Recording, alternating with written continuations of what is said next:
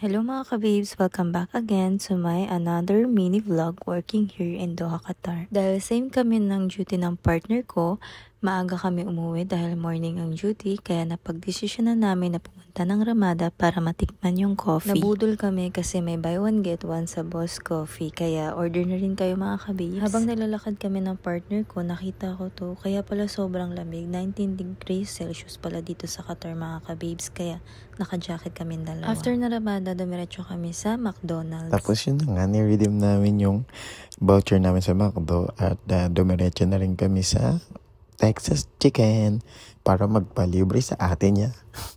Yun, nakita na namin. Busy. You know? Ayan. At tuwang-tuwa nga si Jollibee nung nakita kaming dalawa. Charis! At ang sabi pa nga niya dyan, bili na daw namin lahat kasi mag-close na daw sila.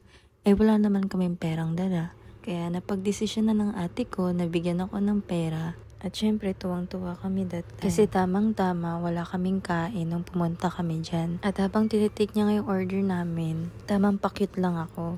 At sabi ko nga sa ate ko, damihan mo yung chicken. At saka patagdagan na rin ng fries. At saka drinks.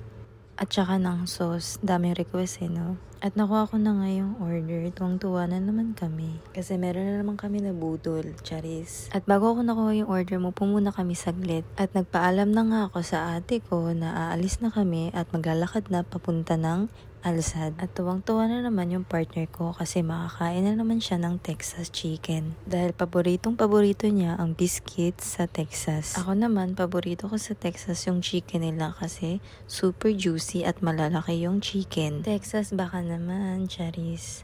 Tsaka yung fries nila masarap. And yun, yung biscuits nila, sobrang sarap din. Pati yung chicken nila, super juicy and sobrang laki. So yun lang, thank you for watching, bye!